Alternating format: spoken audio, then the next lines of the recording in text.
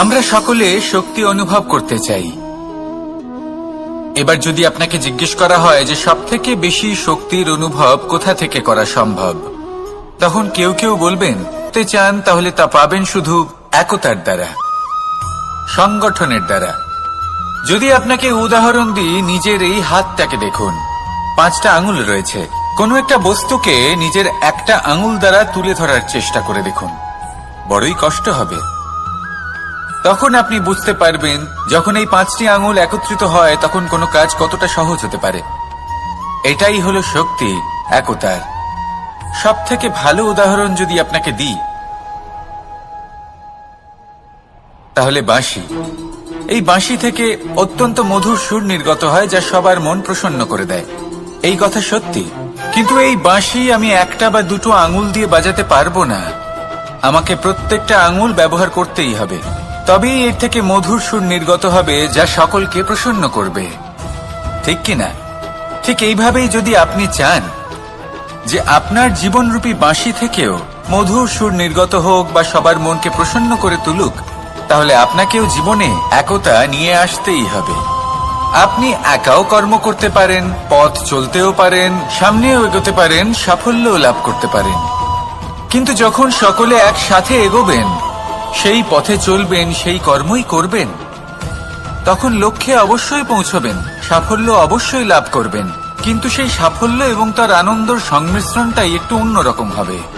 তাই জীবনে ঐক্যবদ্ধ হন, একসাথে মিলে এগোতে থাকুন, আর আমার সাথে ভালোবেসে বলুন, রাধা রাধা।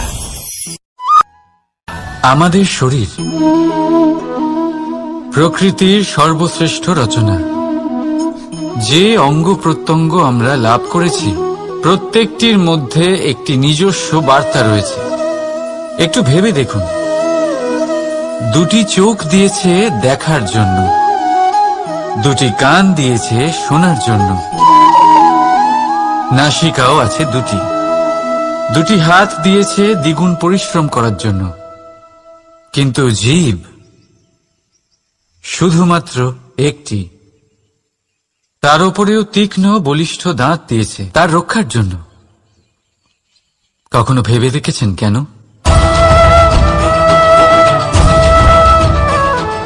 কারণ শব্দ আর শব্দের প্রয়োগ মানুষের সবচেয়ে বড় অস্ত্র, যার প্রয়োগ যত ভেবেচিন্তে করা যায়, মানুষ তার জীবনে ততটাই উপরে উঠতে পারে। তাহলে মনে রাখুন, দেখুন, শুনুন আর বুঝুন বেশি, বলুন কম। রাধা রাধা। মানুষ ভাবেন যে ধন অর্জন করা হলো অত্যন্ত গুরুত্বপূর্ণ। তিনি আজীবন ধন অর্জন করতে থাকেন, ধন অর্জন করার চেষ্টা করতে থাকেন। সে যাই হয়ে যাক না কেন, পরিশ্রম করতে থাকেন। স্বাস্থ্যের দিকে নজর দেন না, না উচিত সময় খাবার খান, না উচিত সময় ঘুমোতে যান, না পর্যাপ্ত সময় পর্যন্ত ঘুমন, কিছুই না। ধন অর্জন করতেই থাকেন, করতেই থাকেন। আর কিছু সময় পরে যখন তিনি অসংখ্য ধন লাভ করে ফেলেন, তখন তার সাথে ওনার শরীরে অনেক রোগ বাসা বাঁধে। এইসব রোগের উপচার করতে করতে সেই সমস্ত ধন যা উনি অর্জন করেছেন তা তিনি ব্যয় করে ফেলেন। শেষ পর্যন্ত কি হয়? আমরা যেভাবে এসেছি ঠিক সেইভাবেই ফিরে যাই, ধন এখানেই থেকে যায়। দেখুন, একটা অত্যন্ত গুরুত্বপূর্ণ কথা রয়েছে যে আপনার বোঝা উচিত। এই যে ধন, তার ব্যবহার করুন জীবনকে আরো ভালো করে তোলার জন্য। ধনের সদ্ব্যবহার করা উচিত, এমন যেন না হয় এই ধন আপনাকে ভোগ করে ফেলে। এই জীবনকে নিশ্চিত রূপে আরো শ্রেষ্ঠ করে তুলুন। কিন্তু এই ধন অর্জন করার এই প্রক্রিয়াতে নিজের সারা জীবনকে নষ্ট করে ফেলবেন না। এই জীবন উপভোগ করতে শিখুন, আর আমার সাথে ভালোবেসে বলুন, রাধা রাধা। কথায় আছে, অন্ধকারে প্রদীপ প্রজ্বলিত করলে চতুর্দিক আলোকিত হয়। কিন্তু যদি এই প্রদীপ আমি সূর্যের আলোর সম্মুখে সকালবেলায় প্রজ্বলিত করে রেখে দিই, তাহলে কি হবে? আপনি বলবেন যে এটা করে তো কোনো লাভই হলো না। সূর্যের প্রকাশের সামনে এই প্রদীপ আসলে কিছুই নয়। এবার এই চিন্তা ভাবনা প্রত্যেক দিন করতে হবে, আর একটা অমূল্য শিক্ষা পেতে হবে। মনে করুন যে আপনি মহাপুরুষের সামনে বসে আছেন, কোনো মহাজ্ঞানীর সামনে। তাহলে সেই ব্যক্তির সামনে নিজের জ্ঞানের প্রদীপ প্রজ্বলিত করবেন না, নীরব থাকুন, আর সেই ব্যক্তির সূর্যের প্রকাশের মতো জ্ঞান প্রাপ্ত করুন। যতটা পারবেন জ্ঞান লাভ করুন। যদি এমন কোনো সময় এমন কোনো স্থানে আপনি আছেন যেখানে চতুর্দিক অন্ধকার, কারোর কাছেই জ্ঞান নেই, সেখানে নিজের জ্ঞানের প্রদীপ প্রজ্বলিত করুন। এমন করলে দুদিক থেকেই আপনার লাভ হবে। আপনার জ্ঞান প্রাপ্তিও হবে, আর জ্ঞানের সঠিক প্রয়োগও করতে পারবেন। আর এই মন প্রসন্ন হয়ে বলবে, রাধা রাধা। মানুষের মধ্যে একটা বিচিত্র প্রবৃত্তি থাকে, অন্য সকলের বিষয়ে, তাদের জীবনের বিষয়ে, তাদের ব্যক্তিত্বের বিষয়ে, তাদের ভবিষ্যতের বিষয়ে অনুমান করা। এটা হলো অনুচিত। কারোর অতীতকালকে দেখে লোকে ভবিষ্যৎ বলে দিতে পারেন, বর্তমানকে দেখে ভবিষ্যতের বিষয়ে অনুমান করে ফেলেন। উদাহরণ দিতে হলে বলবো, কোনো দাসকে দেখুন, ওকে দেখে লোকে বলে যে ওর ভবিষ্যৎ সেটাই হতে পারে, অনুমান করে ফেলেন। আর এই রাজাকে দেখুন, উনি তো কত সুখী হবেন, উনি তো জগতের সব থেকে অধিক সুখী মানুষ, কত সুখ সুবিধা আছে ওনার কাছে, ধারণা করে ফেলেন। তবে সত্য তো এটাই যে কারোর ব্যক্তিত্বের বিষয়ে, তাদের ভবিষ্যতের বিষয়ে আপনি পূর্ণ সত্য কখনোই বলতে পারবেন না, শুধু অনুমান করতে পারবেন। আর এই অনুমান করে সত্যি কোনো লাভ হয় না, কারণ এই কাল সেটা হলো অত্যন্ত শক্তিশালী। কালো থেকে কালোতর কয়লাকেও হীরেতে পরিণত করতে পারে, অনেক বড় বড় রাজাকেও বিদূষক বানিয়ে ফেলতে পারে এক মুহূর্তেই। তাহলে আপনি অনুমান করে কি লাভ? কি পেলেন অনুমান করে? সেই জন্য কারোর বিষয়ে কোনো অনুমান করবেন না, তার ভবিষ্যতের বিষয়ে অনুমান করতে যাবেন না, কারোর বিষয়ে কোনো ধারণা করে নেবেন না। কিছু করতে হলে ভালোবাসুন, সবার মধ্যে ভালোবাসা ছড়ান, সবার মধ্যে ধন্যাত্মক ভাব ছড়ান। এই মন প্রসন্ন হয়ে বলবে, রাধা রাধা। কেউ বলে জীবন খুব ক্ষণস্থায়ী, কেউ বলে জীবন হলো একটা সুন্দর স্বপ্নের মতো, আবার কেউ বলবে জীবন হলো এক কঠোর সত্য। কিন্তু জীবন আসলে কি? জীবন হলো আপনারই প্রতিবিম্ব, একটা দর্পণ। অর্থাৎ আপনি জীবনকে সেইভাবেই পাবেন যেরকম আপনি নিজেকে প্রতিপন্ন করবেন। যদি আপনি দর্পণের দিকে তাকিয়ে হাসেন, তাহলে আপনি সামনে হাসি মুখী দেখতে পাবেন। এবার যদি আপনি গম্ভীর হয়ে থাকেন, তাহলে আপনি একজন রুষ্ট ব্যক্তি দেখতে পাবেন। শেষে সবথেকে বেশি গুরুত্বপূর্ণ হলো আপনার চেষ্টা। আপনাকে সবসময় চেষ্টা করতে হবে যাতে আপনি নিজেকে প্রসন্ন এবং ইতিবাচক মনোভাবে রাখেন। এটা হলো আপনারই উত্তরদায়িত্ব, তাকে পালন করুন। এই মনকে প্রসন্ন রাখুন, এই সংসারকে সুন্দর বলে মনে হবে। আর এই মন প্রসন্ন হয়ে বলবে, রাধা রাধা। মানুষের একটি সমস্যা আছে, দুঃখী হয়ে পড়েন, নিরাশ হয়ে পড়েন। তাই আমি একটা প্রশ্ন করছি যে এটা কি উচিত? এই সংসারে আপনি কি নিয়ে তুলনা করবেন, যেখানে সূর্যদেব চন্দ্রমা দুজনেই আছেন, দুজনেই হলেন বিশেষ, দুজনেই নিজ নিজ সময়ে উদিত হন। এদের মধ্যে একজন না থাকলে তাহলে আমাদের জীবন কঠিন হয়ে পড়বে। ঠিক সেই করার জন্য আপনার এটা মনে হতে পারে, যদি আপনি যুদ্ধ করতে চান আপনার তলোয়ারের প্রয়োজন পড়বে, যদি বস্ত্র তৈরি করতে চান এত বড় তলোয়ার দিয়ে কিছুই হবে না, তখন প্রয়োজন পড়বে একটা ছোট্ট সূচের। তাই তুলনা করবেন না, না নিজেকে ছোট মনে করবেন, না অন্য কাউকে।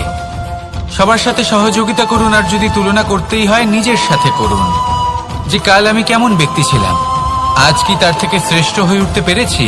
ভেবে দেখুন ভবিষ্যতে গিয়ে আপনি কতটা শ্রেষ্ঠ ব্যক্তি হতে পারেন। আসুন আমার সাথে ভালোবেসে বলুন, রাধা রাধা। এই সংসারের সব থেকে গুরুত্বপূর্ণ তত্ত্ব কোনটা? প্রথম হলো সময়। জন্ম থেকে মৃত্যু পর্যন্ত এই যে সময়, এটাই তো হলো জীবন।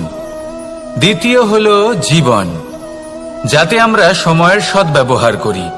শ্রেষ্ঠ থেকে শ্রেষ্ঠতর কাজ করার চেষ্টা করি। বহু বছরের এই পরম্পরা, এই সংস্কৃতিকে এগিয়ে নিয়ে যাওয়ার চেষ্টা করি। এই সংসারে আমরা অংশগ্রহণ করতে চেষ্টা করি। তৃতীয় হল ধন, সেই ধন যা প্রত্যেক ব্যক্তি অর্জন করতে চেষ্টা করেন। এবার এই তিনটি তত্ত্বের মধ্যে একটা সামঞ্জস্য আছে, সমান ব্যাপার আছে। সে ধনই হোক বা সময় হোক বা হোক জীবন। আর সেই সমান ব্যাপার হলো যে যদি আপনি এটা গণনা করতে থাকেন তাহলে তা কমতে থাকে, যদি আপনি এটা ব্যবহার করেন তাহলে তা বাড়তে থাকে। একে সংগঠিত করে রাখতে চেষ্টা করলে এ হাত থেকে ফসকে যায়, কিন্তু যদি আপনি একে সামলে রাখতে শিখে যান তাহলে এমন কাজ করবেন যাতে সংসারের সাথে সাথে পরবর্তী প্রজন্ম লাভবান হবে। যদি কিছু শিখতে চান তাহলে সামলাতে শিখুন, গণনা করা বা সংগঠিত করা নয়। আসুন আর আমার সাথে ভালোবেসে বলুন, রাধা রাধা। এই সংসারে সাফল্য লাভ করার জন্য জ্ঞানের প্রয়োজন হয়, পরিশ্রমের প্রয়োজন হয়, দৃঢ় নিষ্ঠার প্রয়োজন হয়, নিরন্তর চেষ্টা করা প্রয়োজনীয়। কিন্তু আরো কিছু আছে যা অত্যন্ত প্রয়োজনীয় এবং গুরুত্বপূর্ণ। তা হলো ভালো বন্ধু। তাদের থাকা অত্যন্ত প্রয়োজনীয়। যদি ভালো বন্ধু থাকে তাহলে সময় এলে তারা ঢাল হয়ে আপনাকে সুরক্ষা করবেন। সময় এলে অস্ত্রের মতো শত্রুকে সংহারও করবেন। যদি তিনি জ্ঞানী হন, তাদের মধ্যে সদ্গুণ থাকে, তাহলে এই সব গুণ আপনার মধ্যেও প্রবেশ করবে। তাহলে সাফল্যের জন্য ভালো বন্ধু পাওয়া অত্যন্ত প্রয়োজনীয়। কিন্তু শুধু বন্ধু কেন, ভালো শত্রুও থাকা প্রয়োজনীয়। এবার আপনি ভাববেন, আমি কি বললাম? যদি আপনার জীবনেও ভালো অর্থাৎ শক্তিশালী শত্রু থাকে তাহলে আপনিও শক্তিশালী হতে থাকবেন। এই শত্রু আপনাকে প্রেরিত করবে আরো বেশি শক্তিশালী হয়ে ওঠার। কখনো কোনো হরিণকে দেখুন, তীব্র গতিতে দৌড়তে থাকে। কেন তীব্র গতিতে দৌড়য়? এই কারণে নয় যে কোথাও তার জন্য মধুর ঘাস অপেক্ষা করে রয়েছে, না। সে এই কারণে তীব্র গতিতে দৌড়য় কারণ সেটা না করলে তার পেছনে একটি সিংহ আছে যে ওকে নিজের ভোজন করে ফেলবে। তাই জীবনে বিপদ, সংকট, এই সবকিছুও হলো অত্যন্ত গুরুত্বপূর্ণ। তার সম্মুখীন হতে শিখুন আর আমার সাথে ভালোবেসে বলুন, রাধা রাধা। পুরুষার্থ। শাস্ত্রে 4 ধরনের পুরুষার্থের কথা বলা হয়েছে। প্রথম হলো ধর্ম। আপনি কি জানেন এই ধর্ম আসলে কি? আপনার কি মনে হয় ধর্ম আসলে কি? কোন বিশেষ ঈশ্বরকে মানাই কি ধর্ম বলা হয়? নাকি কোনো বিশেষ রীতি পালন করাই হলো ধর্ম? নাকি কোনো বিশেষ সাহিত্যকে সর্বশ্রেষ্ঠ মনে করাই হলো ধর্ম? না, ধর্ম হলো সেটা যাকে ধারণ করা যেতে পারে। আর ধারণ শুধু সেটাই করা যায় যা পবিত্র। পবিত্র শুধু তাকেই বলা হয় যা নিঃস্বার্থ, যার মধ্যে শাসন করার কোনো ইচ্ছে নেই, যা সরলভাবেই প্রবাহমান, জল এবং বায়ুর মতো। যখন কোনো ব্যক্তি ধর্মকে ধারণ করেন এবং সেই ধর্ম সেই ব্যক্তিকে রক্ষা করে, তখন তাকে ধর্ম বলা হয়। ধর্ম যা রক্ষা করে অহংকার থেকে, খারাপ চিন্তার হাত থেকে। সেই জন্য পুরুষার্থ গড়ে তোলার আগে, ধর্ম পালন করার আগে ধর্মের প্রকৃত অর্থ কি সেটা বুঝে নিন। এটা জেনে রাখুন যে সমস্ত ধর্মের আধার, সমস্ত ধর্মের ভিত শুধুমাত্র ভালোবাসা। আসুন আর এই ভালোবাসার সাথেই বলুন, রাধা রাধা। পেলে এই বৃক্ষগুলি শুকিয়ে যায়। প্রয়োজনের থেকে কম রোদ পেলেও এই বৃক্ষ কিন্তু শুকিয়ে যায়।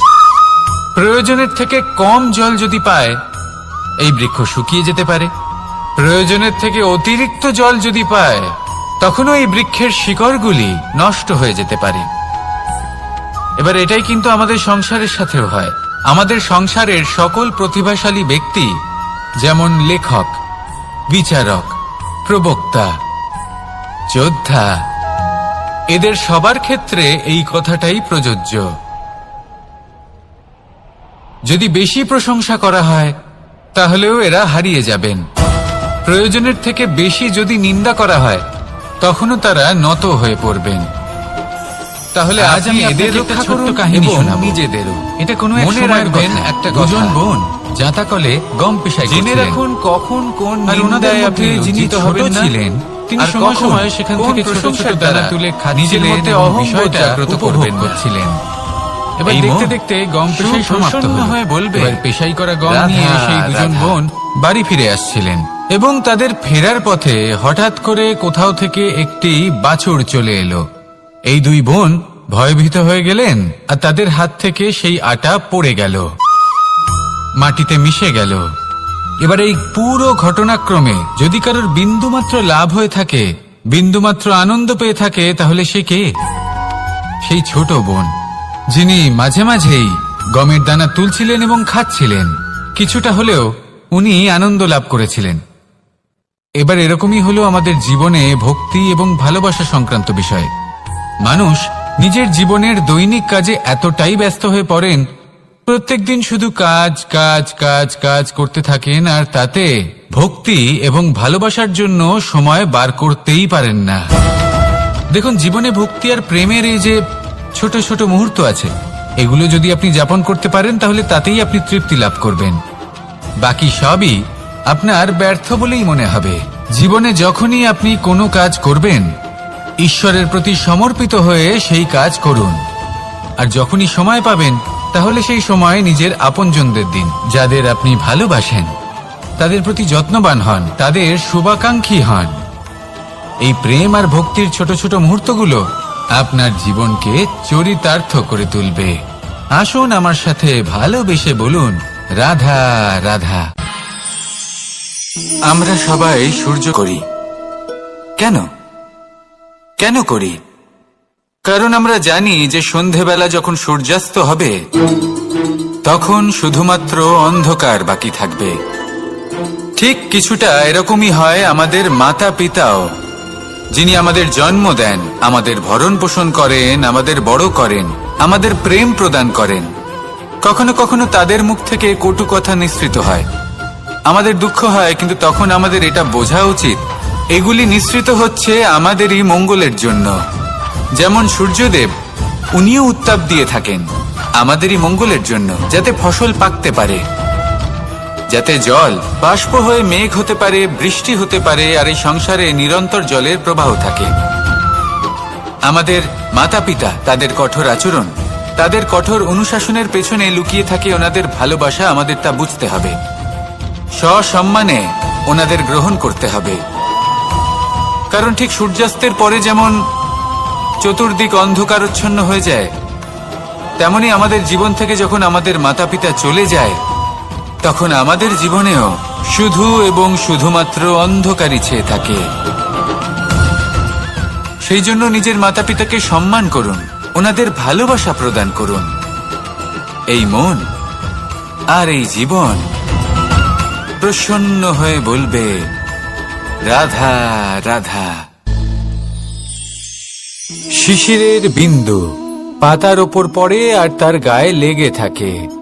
পাতা তাকে শুষে নিতে পারে না, আর শেষ পর্যন্ত সে ঝরে পড়ে যায়। অন্যদিকে রয়েছে মেঘ এবং চাতক। এদের মধ্যে অনেক দূরত্ব থাকে। মেঘ থাকে আকাশে আর চাতক থাকে ধরিত্রীতে। কিন্তু যখন এই মেঘ থেকে বৃষ্টি ঝরে পড়ে, এই চাতক কিন্তু সেই জলই পান করে, নয়তো সে তৃষ্ণার্ত থেকে যায়। এবার অন্যদিকে দেখলাম শিশির বিন্দু আর পাতার এই সম্পর্ক। এরা খুব কাছাকাছি থাকে, ঘনিষ্ঠও থাকে।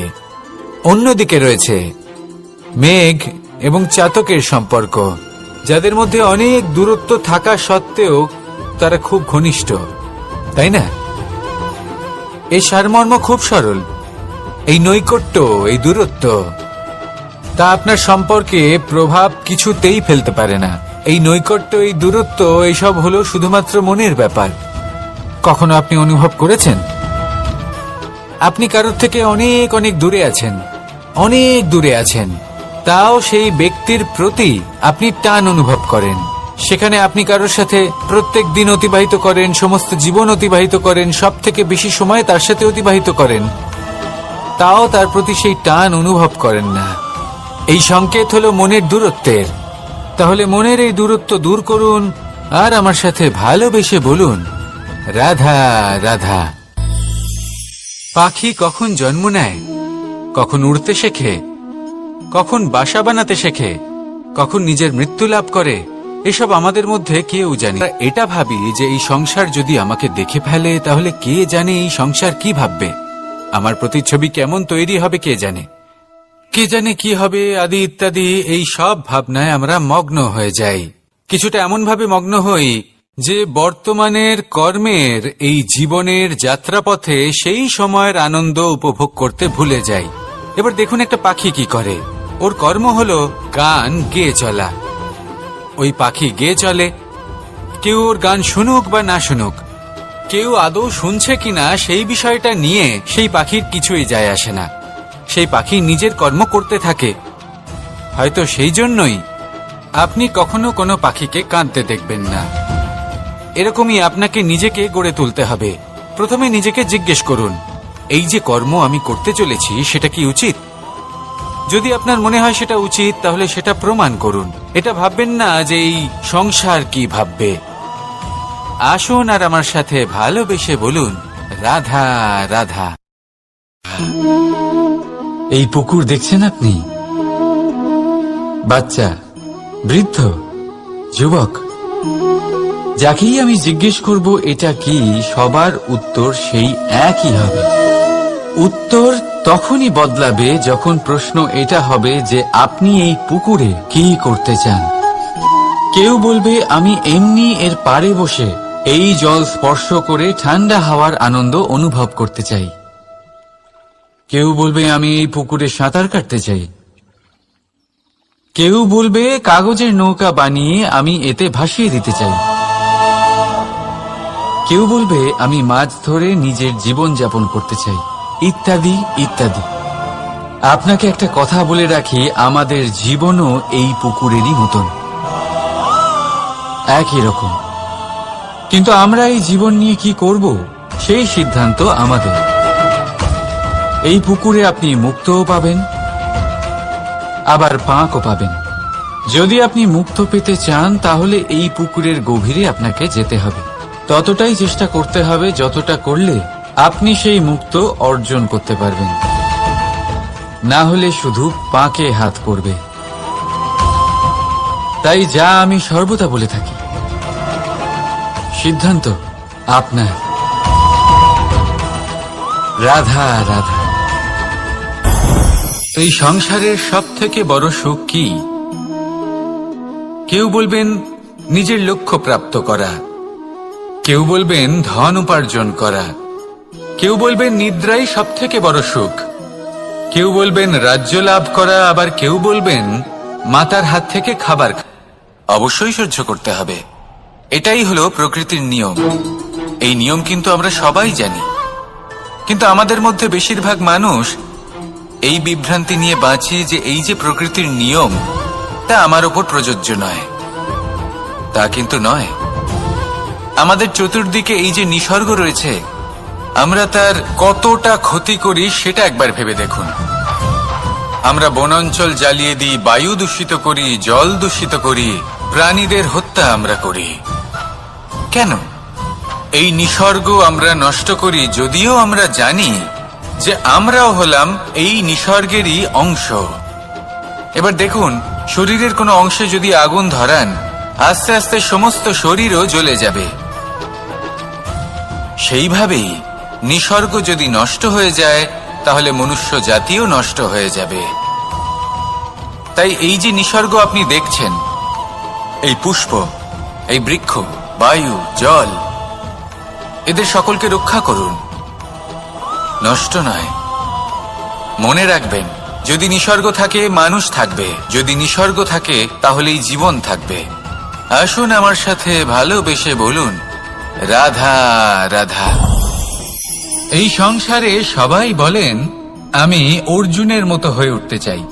সবাই চায় যে তারাও যেন অর্জুনের মতো গান্ডীব লাভ করে।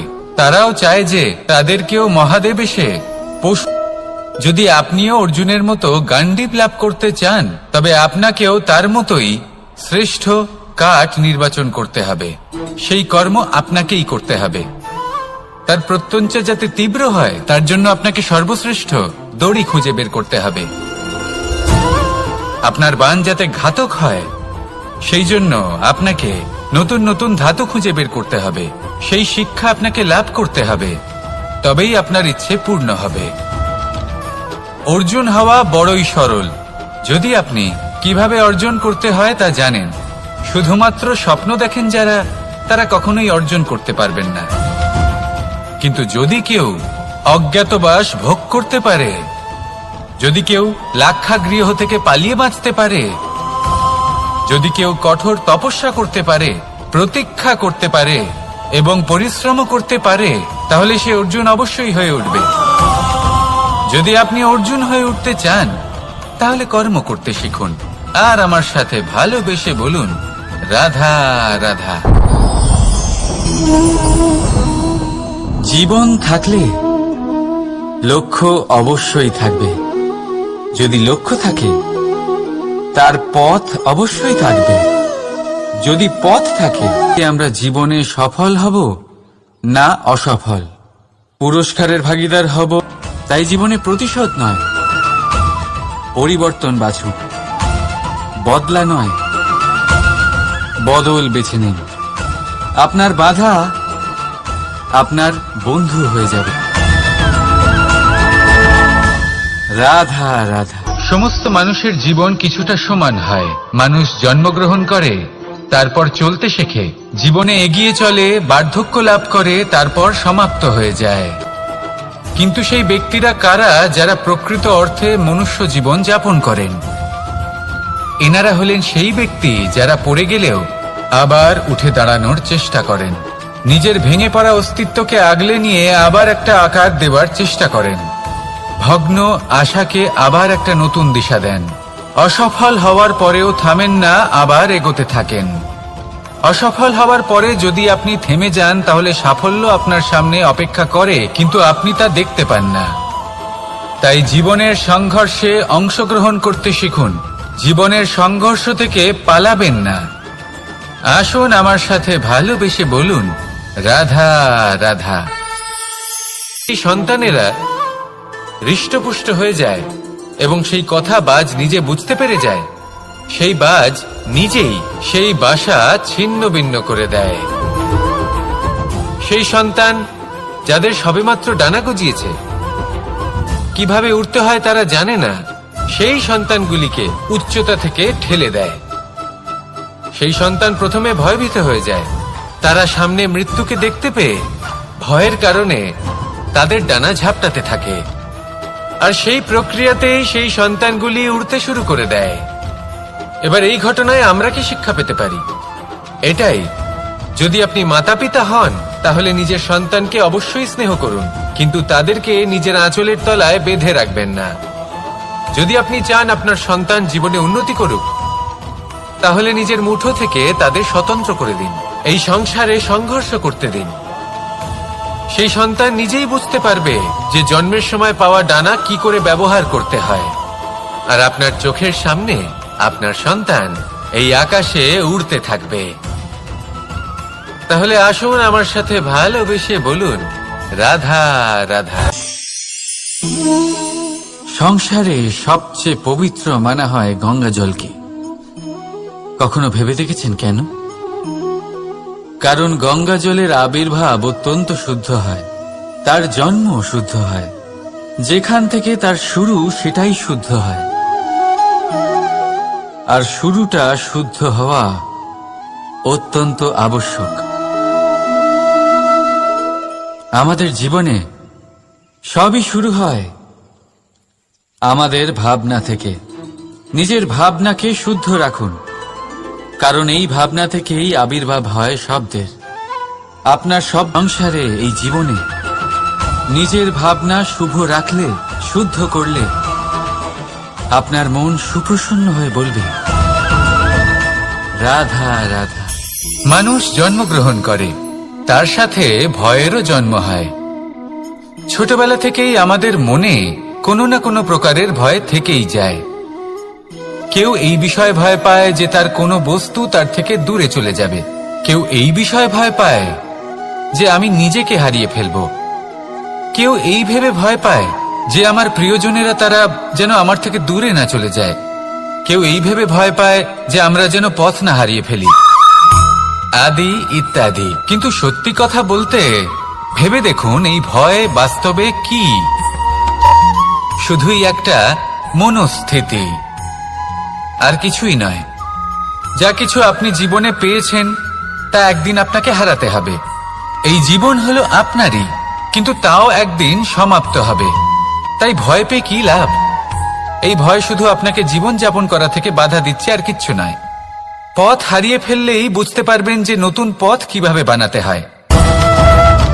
কিছু মানুষকে জীবন থেকে হারালে তবেই আপনি বুঝবেন যে আপনার আপনজনকে।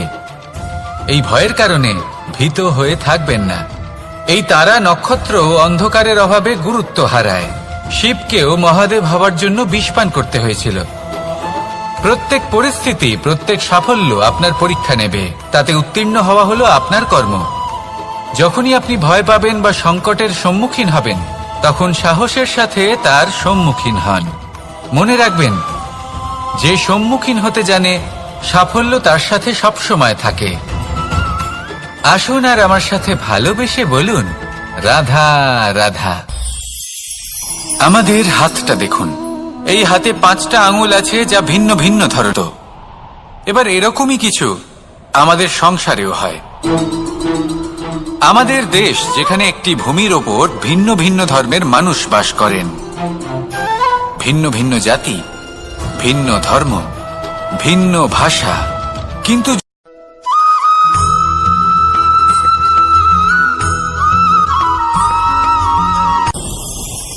ভয়ের সাথে আমরা সবাই পরিচিত। কষ্টও আমরা সবাই পেয়েছি। কখনো কখনো আমরা অসুস্থ হয়ে পড়ি, আর এমন সময় হলে মাতার মমতা, কখনো বাবার স্নেহ, কখনো বন্ধুদের পাশে থাকার অনুভূতি আমাদের রোগ নিরাময়ে সাহায্য করে। কখনো যদি আমরা নিরাশ হয়ে পড়ি, তখন যদি আমাদের কোনো আপনজন আমাদের দুটো ভালো কথা বলে, তখন আমাদের মনোবল বেড়ে যায়। ঠিক তেমন সংসারের এই রঙ্গমঞ্চে যদি আপনি পীড়িত অনুভব করেন, কিছু শুভ কথা আলোচনা করুন, কিছু স্তুতি গান করুন, কিছু মুহূর্তের জন্য হলেও নিজের ইষ্টদেবের কথা স্মরণ করুন আর প্রার্থনা করুন। সাহস বাড়বে, শক্তিও বৃদ্ধি পাবে, এবং সামনে এগিয়ে চলার পথও দেখতে পাবেন। তখন এই মন প্রসন্ন হয়ে বলবে, রাধা রাধা।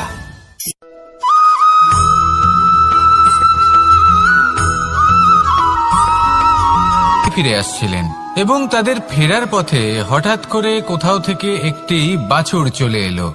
এই 2 বোন ভয়ভীত হয়ে গেলেন, আর তাদের হাত থেকে সেই আটা পড়ে গেল, মাটিতে মিশে গেল। এবার এই পুরো ঘটনাক্রমে যদি কারোর বিন্দুমাত্র লাভ হয়ে থাকে, বিন্দুমাত্র আনন্দ পেয়ে থাকে, তাহলে সে কে? সেই ছোট বোন, যিনি মাঝে মাঝেই গমের দানা তুলছিলেন এবং খাচ্ছিলেন। কিছুটা হলেও উনি আনন্দ লাভ করেছিলেন। এবার এরকমই হলো আমাদের জীবনে ভক্তি এবং ভালোবাসা সংক্রান্ত বিষয়ে। মানুষ নিজের জীবনের দৈনিক কাজে এতটাই ব্যস্ত হয়ে পড়েন, প্রত্যেকদিন শুধু কাজ কাজ কাজ কাজ করতে থাকেন, আর তাতে ভক্তি এবং ভালোবাসার জন্য সময় বার করতেই পারেন না। দেখুন, জীবনে ভক্তি আর প্রেমের এই যে ছোট ছোট মুহূর্ত আছে, এগুলো যদি আপনি যাপন করতে পারেন, তাহলে তাতেই আপনি তৃপ্তি লাভ করবেন। বাকি সবই আপনার ব্যর্থ বলেই মনে হবে। জীবনে যখনই আপনি কোনো কাজ করবেন, ঈশ্বরের প্রতি সমর্পিত হয়ে সেই কাজ করুন। আর যখনই সময় পাবেন, তাহলে সেই সময় নিজের আপনজনদের দিন। যাদের আপনি ভালোবাসেন তাদের প্রতি যত্নবান হন, তাদের শুভাকাঙ্ক্ষী হন। এই প্রেম আর ভক্তির ছোট ছোট মুহূর্তগুলো আপনার জীবনকে চরিতার্থ করে তুলবে।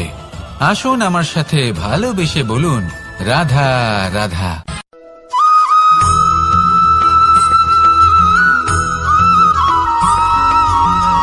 মানুষের মানসিকতা এমন হয় যে সে যতটা করে আশা করে যে তার থেকে অনেক বেশি তার বদলে সে পাবে। দেখুন, সবকিছুই আপনার ভাবনা চিন্তার উপর নির্ভর করছে। আপনি যদি ফলের বিষয়ে ভেবে কর্ম করতে থাকেন তাহলে সেটা অনুচিত। জীবনের আসল আনন্দ হলো নিজের কর্ম করতে থাকা, ফলের চিন্তা করা উচিত নয়। যদি আপনি এরকম ভাবেন যে আমি এতটা করছি, আমার এতটা পাওয়া উচিত, সেই ভাবনা অনুচিত। যদি আপনি সেবার মানসিকতা নিয়ে কর্ম করতে থাকেন, কর্মচক্রে প্রবাহিত হন, যদি আপনি এমন ভাবনা রাখেন যে আমি এতটা পাচ্ছি তাই এর থেকে অনেক বেশি আমি কর্ম করব, তাহলে নিশ্চিত রূপে আপনি যতটা করছেন তার থেকে অনেক বেশি আপনি পাবেন, আপনার আশার থেকে অনেক বেশি আপনি পাবেন। শুধু জীবনে অনেক বেশি কাজ করতে থাকুন, ফলের চিন্তা করবেন না। আর মনে রাখবেন, এই ভাবনাই সব থেকে বড় বীজ। কর্মের উপর বিশ্বাস রাখুন, জীবনে যা যা আপনি চান সবই সুখময় হবে। আসুন আর আমার সাথে ভালোবেসে বলুন, রাধা রাধা।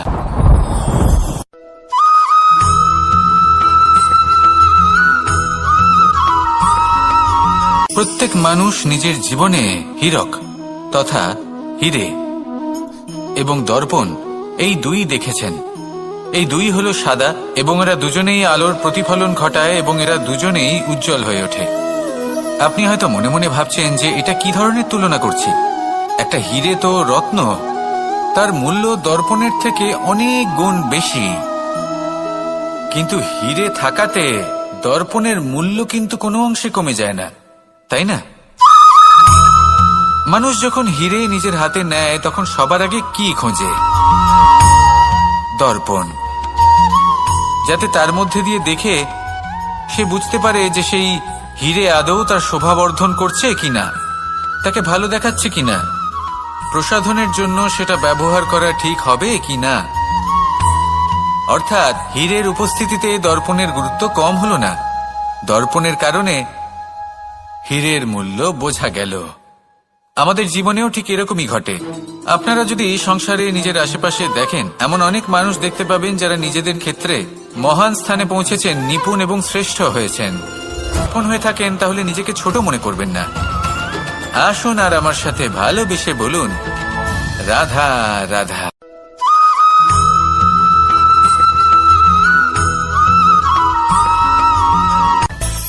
মানুষের মধ্যে একটা বিচিত্র প্রবৃত্তি থাকে, অন্য সকলের বিষয়ে, তাদের জীবনের বিষয়ে, তাদের ব্যক্তিত্বের বিষয়ে, তাদের ভবিষ্যতের বিষয়ে অনুমান করা। এটা হলো অনুচিত। কারোর অতীতকালকে দেখে লোকে ভবিষ্যৎ বলে দিতে পারেন, বর্তমানকে দেখে ভবিষ্যতের বিষয়ে অনুমান করে ফেলেন। উদাহরণ দিতে হলে বলবো, কোনো দাসকে দেখুন, ওকে দেখে লোকে বলে যে ওর ভবিষ্যৎ সেটাই হতে পারে, অনুমান করে ফেলেন। আর এই রাজাকে দেখুন, উনি তো কত সুখী হবেন, উনি তো জগতের সব থেকে অধিক সুখী মানুষ, কত সুখ সুবিধা আছে ওনার কাছে, ধারণা করে ফেলেন। তবে সত্য তো এটাই যে কারোর ব্যক্তিত্বের বিষয়ে, তাদের ভবিষ্যতের বিষয়ে আপনি পূর্ণ সত্য কখনোই বলতে পারবেন না, শুধু অনুমান করতে পারবেন। আর এই অনুমান করে সত্যি কোনো লাভ হয় না, কারণ এই কাল সেটা হলো অত্যন্ত শক্তিশালী। কালো থেকে কালোতর কয়লাকেও হীরেতে পরিণত করতে পারে, অনেক বড় বড় রাজাকেও বিদূষক বানিয়ে ফেলতে পারে এক মুহূর্তেই। তাহলে আপনি অনুমান করে কি লাভ? কি পেলেন অনুমান করে? সেই জন্য কারোর বিষয়ে কোনো অনুমান করবেন না, তার ভবিষ্যতের বিষয়ে অনুমান করতে যাবেন না, কারোর বিষয়ে কোনো ধারণা করে নেবেন না। কিছু করতে হলে ভালোবাসুন, সবার মধ্যে ভালোবাসা ছড়ান, সবার মধ্যে ধন্যাত্মক ভাব ছড়ান। এই মন প্রসন্ন হয়ে বলবে, রাধা রাধা।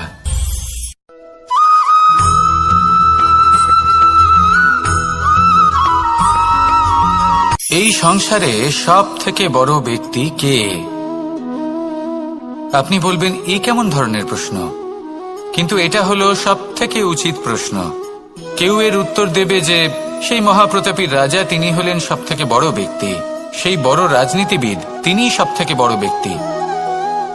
আমি আপনাকে জানাই যে সংসারের সব থেকে বড় ব্যক্তি হলেন তিনি, যার সাথে দেখা করলে আপনি নিজেকে ছোট মনে করবেন না।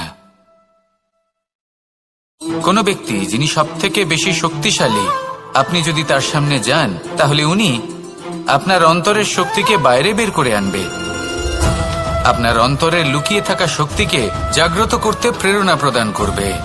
তিনি হলেন বড় ব্যক্তি, তিনি হলেন মহান ব্যক্তি। তিনি নন যিনি নিজের বল এবং ঐশ্বর্য দ্বারা আপনাকে তার সামনে ছোট প্রমাণ করবেন। এবং সেই জন্য মহাদেব আমার আরাধ্য হলেন আমার খুব প্রিয়। কারণ রাজা হোক বা ফকির, কেউ যদি ওনার সামনে যান তাহলে সে নিজেকে ছোট মনে করেন না। আপনিও যদি জীবনে অনেক বড় হতে চান তাহলে কাউকে কখনো নিজেকে ছোট মনে করতে দেবেন না। তার অন্তরে বড় হয়ে ওঠার প্রেরণা প্রদান করুন। আসুন আমার সাথে ভালোবেসে বলুন, রাধা রাধা।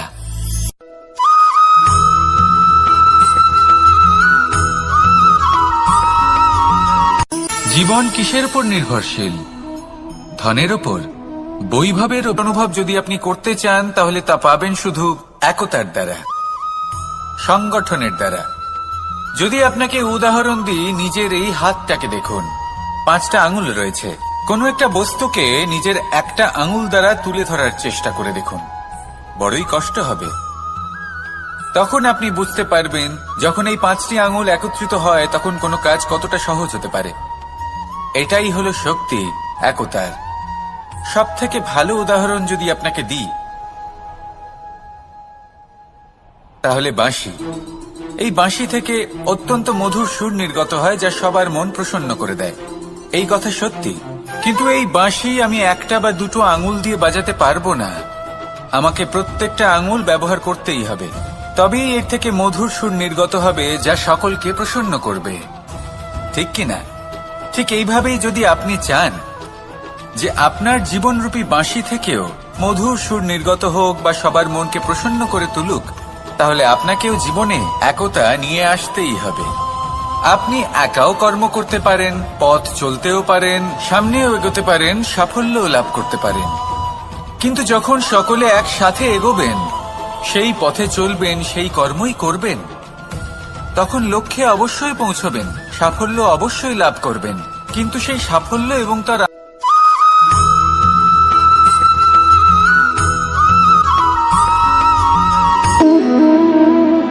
সম্পর্ক হলো আমাদের জীবনের একটি আধার। কিছু সম্পর্ক এমন যা আমরা জন্মসূত্রে লাভ করি, যেমন পরিবার, মা, বাবা। কিছু সম্পর্ক আছে যা আমরা জীবনে অর্জন করে থাকি, তা সে প্রেমের হোক, স্নেহের হোক বা বন্ধুত্বের। এই সকল সম্পর্ক লাভ করার বা গড়ে তোলার 5টি ধাপ রয়েছে। প্রথম ধাপ, কোনো ব্যক্তির সাথে আলাপ হওয়া, তার সাথে কথা বলা বা তাকে দেখা। দ্বিতীয় ধাপ, সে ব্যক্তিকে আমাদের ভালো লাগা। তৃতীয় ধাপ, আমাদের এটা চাইতে শুরু করা যে জীবনে এই ব্যক্তি যেন আমাদের বন্ধু হন, আমাদের জীবনে থাকেন, বা আমাদের কাউকে ভালোবেসে ফেলা আর এটা আমাদের ভাবা বা চাওয়া যে সেই ব্যক্তি যেন আজীবন আমার সাথে থাকেন, আমার জীবনে আমার সাথী হয়ে। চতুর্থ ধাপ, লাভ করা। এবার এই ধাপটি অনেক মানুষের পক্ষেই খুবই সরল হয়, বড়ই সরলভাবে নিজেদের সঙ্গীকে লাভ করে থাকে। কিছু মানুষের জন্য এই ধাপ অত্যন্ত কঠিন হয়ে থাকে। অনেক প্রতিকূল পরিস্থিতির উপর জয়লাভ করে তারা সঙ্গীকে লাভ করেন, কিন্তু লাভ অবশ্যই করেন। এরপরে আসে পঞ্চম, অন্তিম এবং সব থেকে গুরুত্বপূর্ণ ধাপ। সেটা হলো সেই সম্পর্ক পালন করা। এটা হলো এমন এক বিষয় যা প্রত্যেক মানুষের শেখা উচিত। যদি ব্যক্তি নিজের জীবনে সম্পর্ক রক্ষা করতে শিখে যান, তবে প্রত্যেক সম্পর্ক তার জীবনকে স্বর্গ করে তুলবে। আসুন আর আমার সাথে ভালোবেসে বলুন, রাধা রাধা।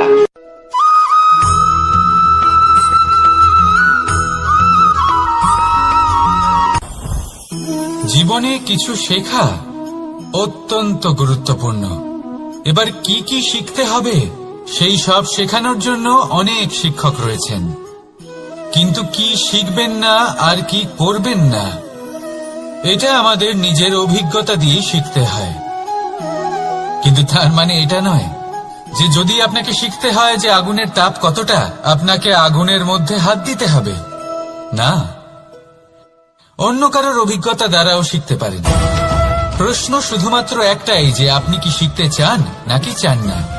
যদি আপনি এটাই ভাবেন যে আমি শুধুই নিজের অভিজ্ঞতা দ্বারাই শিখতে চাই, তাহলে জীবনকাল ছোট মনে হবে, অনেক কিছুই শিখতে পারবেন না। তাই নিজের সাথে সাথে বড়দের অভিজ্ঞতার দ্বারাও শেখা শুরু করে দিন। এই সংসারের অভিজ্ঞতা দ্বারা শিখতে শুরু করে দিন। আর এটা নিশ্চিত রূপে শেখা আবশ্যক যে কখন কি করবেন না, কোথায় থামতে হবে আর কোথায় থামবেন না। তাহলে আসুন আর আমার সাথে ভালোবেসে বলুন, রাধা রাধা।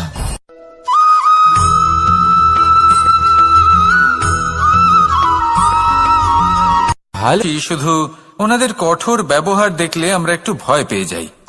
এবার ওনাদের এই কঠোর ব্যবহার আমাদের ভালো না লাগলেও অত্যন্ত আবশ্যক, কারণ মাতার থেকে আমরা যে শক্তি লাভ করি তা যেন নিয়ন্ত্রণ হারিয়ে বিধ্বংসী না হয়ে ওঠে। আমরা যেন কোনো কুপথে না চলে যাই, আমরা কখনো যেন দোষ না করে ফেলি। শুধু সেই জন্য পিতা এবং গুরু একটু কঠোর হয়ে ওঠেন, এবং ওনাদের এই কঠোর আচরণ ভবিষ্যতে গিয়ে আমরা অবশ্যই বুঝতে পারি। জীবনে কিছু বছর আমরা এগিয়ে যাই আর তারপর আমরা বুঝতে পারি যে বাবা এবং গুরু আমাদের যথেষ্ট ভালোবাসতেন, কিন্তু ওনাদের ভালোবাসার বহিঃপ্রকাশ আলাদা। প্রয়োজনীয় হলো এটা দেখার, এটা বোঝার যে শুরু থেকে আমাদের প্রতি ওনাদের আচরণ কেমন ছিল। ওনাদের কঠোর হওয়ার পেছনে ওনাদের ভালোবাসাটা বোঝার চেষ্টা করুন, ওনাদের চিন্তাটা বোঝার চেষ্টা করুন, ওনাদের পথপ্রদর্শনের আড়ালে আপনার ভবিষ্যতের জন্য যে পরিকল্পনা ওনারা করেছেন সেটা বোঝার চেষ্টা করুন। তখন আপনারা বুঝতে পারবেন ওনাদের ভালোবাসাকে। আপনার মনের মধ্যে আপনা থেকেই ওনাদের প্রতি সম্মান জেগে উঠবে। নিজের পিতা এবং নিজের গুরু এই দুজনের প্রতি কৃতজ্ঞতা প্রকাশ করুন আর আমার সাথে ভালোবেসে বলুন, রাধা রাধা।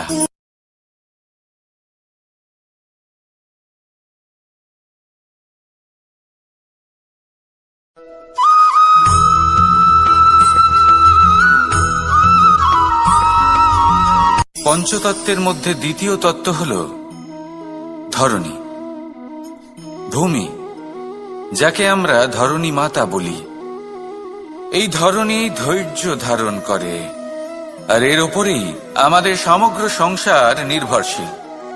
কারণ এই ভূমি সহ্য ক্ষমতা রাখে, এর সহ্য ক্ষমতা হল অপরিসীম। সন্তান যতই আঘাত প্রদান করুক না কেন প্রেম পূর্বক সহ্য করে, আর তার বদলে অমূল্য রত্ন প্রদান করে। সন্তান যদি হাল চালায় তাহলে তার বদলে তাকে অন্ন প্রদান করে। এটাই হলো ধরণী। এবার এর থেকে আমরা কি শিক্ষা পেতে পারি? এটাই যে কারোর জন্য কিছু করা বা কাউকে কিছু দেওয়া মনে কোনো কামনা ছাড়াই। আর এই কথাটা বুঝে যান, যদি কারোর জন্য কামনা না রেখে বা কোনো পাওয়ার আশা না রেখে কারোর জন্য কিছু করেন বা কারোকে কিছু দেন, যদি এটা আপনি শিখতে পারেন তবে আপনি ভালোবাসতে শিখে গেছেন। আর সেই জন্যই এই ধরিত্রীকে মাতা বলা হয়। কারণ মাতা শুধু উনি নন যিনি গর্ভে সন্তানকে ধারণ করেন, মাতা তো উনিও যিনি জীবন বাঁচতে শেখান, যিনি জীবন বাঁচার উদাহরণ প্রদান করেন। তাহলে ধরণীর থেকে এই নিঃস্বার্থ ভাব শিখুন, নিঃস্বার্থ ভালোবাসা শিখুন, আর এই ভালোবাসার সাথেই বলুন, রাধা রাধা।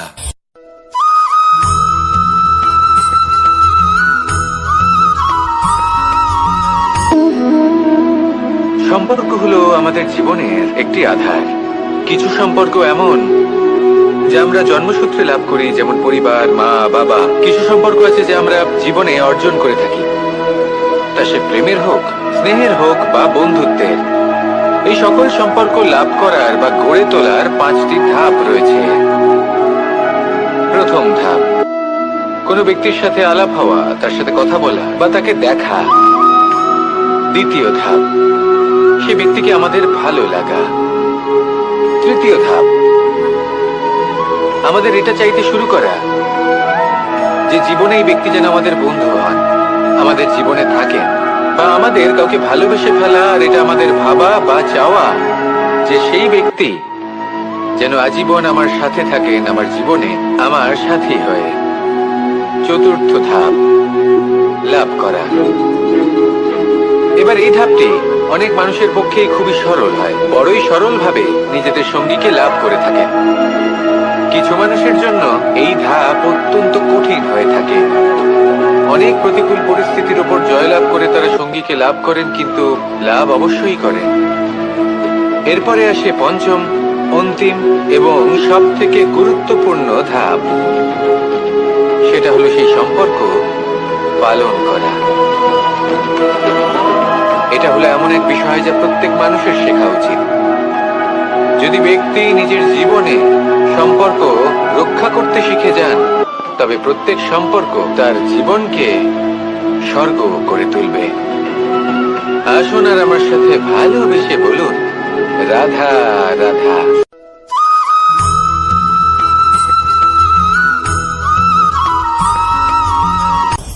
আপনি কখনো পর্বতের শিখরে উঠেছেন? আপনি দেখতে পাবেন পর্বতের পদতলে প্রচুর সুন্দর ফুল রয়েছে, সবুজ বনানী রয়েছে। যত আপনি উপরে উঠতে থাকবেন তত ফুল কমতে থাকবে, সবুজ বনানী কমতে থাকবে। আরো কিছুটা উপরে উঠলে কাঁটা জাতীয় গাছ দেখতে পাবেন, শুকনো গাছ দেখতে পাবেন। আরো যদি উপরে ওঠেন তাহলে পাষাণ দেখতে পাবেন। আরো উপরে উঠলে হিমখণ্ড দেখতে পাবেন।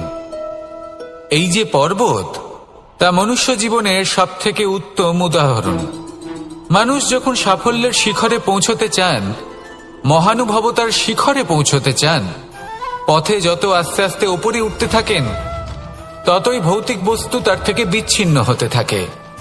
যদি তিনি সেই ভৌতিক বস্তুগুলি ত্যাগ না করতে পারেন, তাহলে কখনোই সেই স্থানে পৌঁছতে পারবেন না। আর মানুষ যদি উচিত ত্যাগ করতে পারেন, পথে অগ্রসর হতে থাকেন, এগোতে থাকেন, তাহলে একদিন না একদিন তিনি মহানুভবতার, জ্ঞানের, সাফল্যের হিমের স্বাদ অবশ্যই লাভ করবেন। মনে রাখবেন, মানব জীবনে ত্যাগ হলো অত্যন্ত গুরুত্বপূর্ণ অংশ। আসুন আমার সাথে ভালোবেসে বলুন, রাধা রাধা।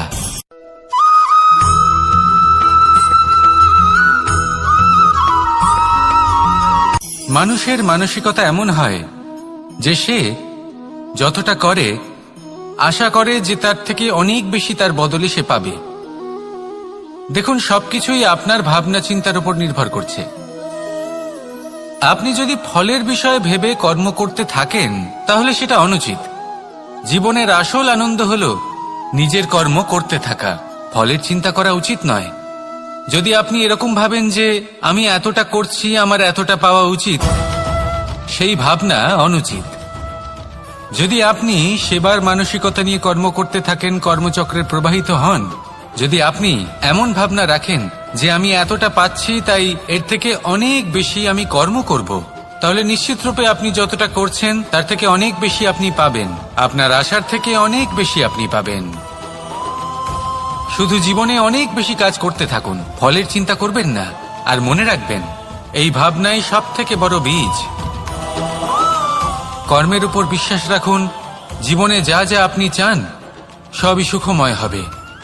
আসুন আর আমার সাথে ভালোবেসে বলুন, রাধা রাধা।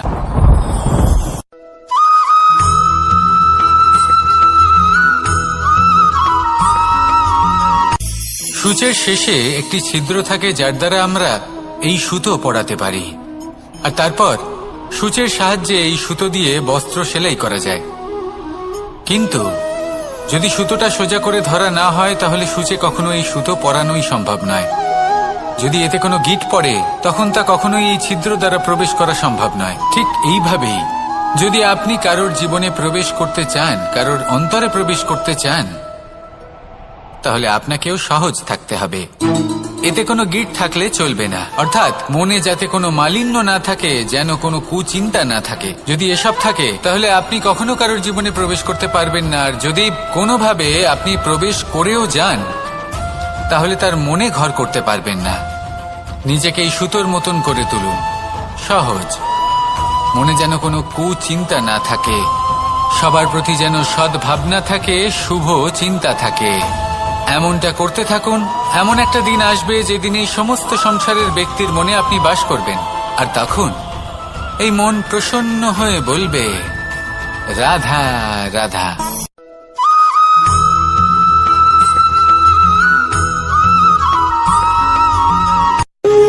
যখন মানুষের মৃত্যু হয় তখন কি হয়? অনেক সংখ্যক মানুষ শোক পালন করতে চলে আসেন। যে ব্যক্তি মৃত্যু লাভ করেছেন তার অনেক বস্তু থাকে যেগুলো তার প্রিয়, যেগুলো তিনি ব্যবহার করেছেন। তার শয্যা, তার বস্ত্র, তার আভূষণ সবকিছু তার থেকে বিচ্ছিন্ন করা হয় এবং খালি হাতে তাকে শ্মশানের উদ্দেশ্যে রওনা করা হয়। আমি আপনাকে এই প্রশ্ন করতে চাই, আপনি এই সংসারে কি অর্জন করেছেন? ধন সম্পত্তি, বস্ত্র, আভূষণ, এই সবকিছু যে আপনি অর্জন করেছেন, আপনার মৃত্যুর পরে তা আপনার থেকে দূর হয়ে যাবে। এর উত্তর হলো একটাই, আপনার কর্ম। শুধু সেটাই আছে যা একান্ত আপনার, আর শুধু সেটাই এই সংসার থেকে চলে যাওয়ার পরেও সংসারেই জীবিত থাকবে। যদি আপনি দুষ্কর্ম করেন তাহলে এই সংসার আপনাকে একটি অনুচিত উদাহরণ হিসেবে মনে রাখবে যে এই ব্যক্তি খুব পাপী ছিল, অনুচিত কর্ম করতেন। যে পথে তিনি চলেছেন সেই পথে কারোর চলা উচিত নয়। সেখানেই যদি আপনি সৎকর্ম করেন তাহলে সংসার চিরকাল এটাই বলবে যে খুব ভালো মানুষ ছিলেন, সবাইকে ভালোবাসতেন, সবাইকে সাহায্য করতেন, আমার খুব প্রিয় মানুষ ছিলেন। এটাই হলো শ্রেষ্ঠ কর্ম। সেই জন্য জীবনে শুধুমাত্র ধন সম্পত্তি, আভূষণ এই সব অর্জন করতে গিয়ে নিজের মনোনিবেশ করবেন না। শ্রেষ্ঠ কর্ম করুন। সংসার থেকে চলে যাওয়ার পরেও এই কর্মই এই সংসারে আপনাকে জীবিত রাখবে। আসুন আমার সাথে ভালোবেসে বলুন, রাধা রাধা।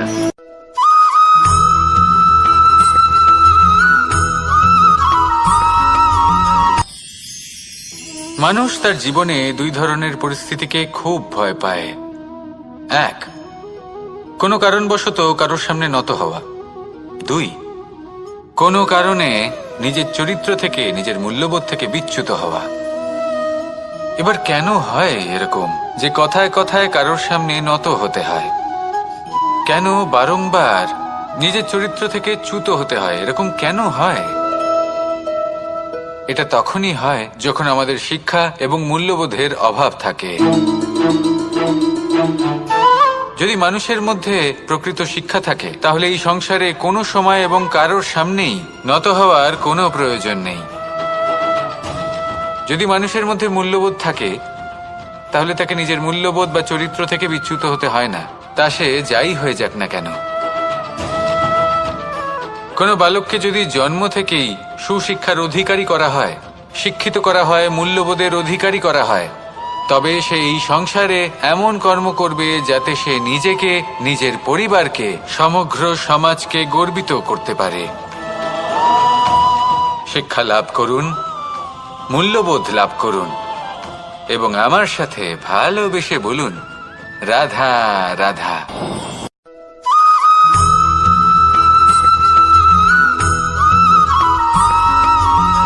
কথায় আছে যে এমন কোনো অক্ষর নেই যার দ্বারা কোনো মন্ত্র হয় না।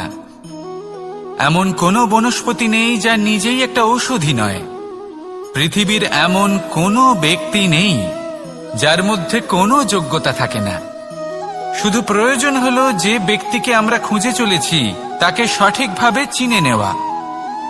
যদি তার যোগ্যতা, তার বিশেষত্ব আমরা বুঝতেই না পারি তাহলে আর লাভ কি রইল? এই সংসারে এমন অনেক ব্যক্তি রয়েছেন যারা ছোট ছোট অসফলতার কারণে আপনাকে এটা বলে দেবে যে আপনি কোনো কাজের নন, আপনি হলেন মূর্খ, আপনি কিছুই করতে পারবেন না। এইসব কথায় কখনোই বিশ্বাস করবেন না, কারণ আপনি এবং প্রত্যেকটি জীব এই পরমাত্মা এবং এই প্রকৃতির সৃষ্টি, যা অত্যন্ত বিশেষ। যদি আপনাকে উদাহরণ দিই তাহলে একদিকে আছে তরোয়াল, একটা বড় লম্বা তরোয়াল যার দ্বারা যুদ্ধ করা যায়, জয়লাভ করা যায়। আর অন্যদিকে রয়েছে একটা ছোট্ট সূচ কিন্তু যে কাজ একটা ছোট্ট সূচ করতে পারে তা একটা তরোয়াল দ্বারা সম্ভব নয়। এর অর্থ হলো এটাই যে প্রত্যেকটা রচনা অত্যন্ত অমূল্য এবং অত্যন্ত বিশেষ হয়। তাহলে বিশ্বাস রাখুন যে আপনি অত্যন্ত বিশেষ একজন, আর প্রেমের সাথে বলুন রাধা রাধা।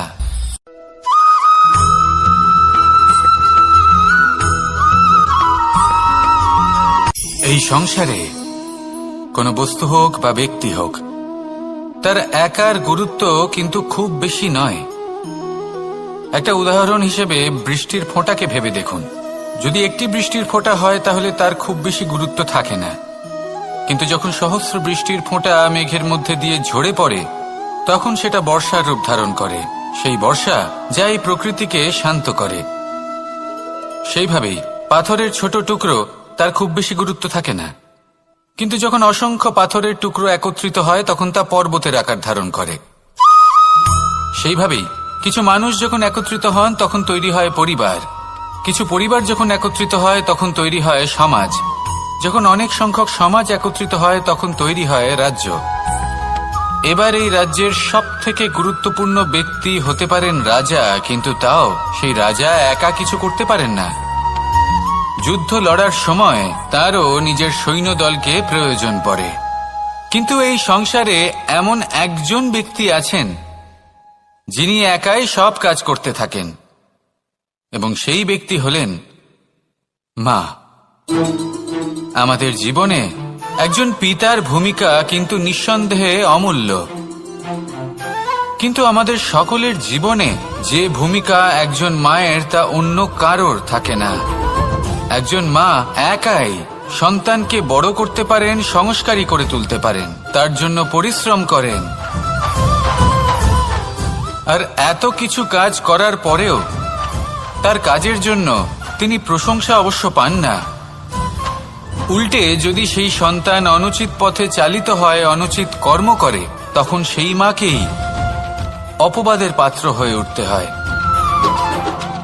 আমাদের জীবনে মায়ের যোগদান কতটা সেটা বুঝুন। আপনাকে বড় করে তোলার জন্য উনি কতটা পরিশ্রম করেছেন সেটা বুঝুন। আজ থেকে, এখন থেকে, এই মুহূর্ত থেকে মাকে সম্মান করতে শিখুন। যখন সময় পাবেন, যখন সুযোগ হবে, তখন তার প্রশংসা করুন, ওনারও ভালো লাগবে। আর মায়ের এই মমতার জন্য, তার এই ভূমিকার জন্য আসুন সবাই মিলে আমরা তাকে প্রণাম করি, আর সকলে মিলে ভালোবেসে বলি রাধা রাধা।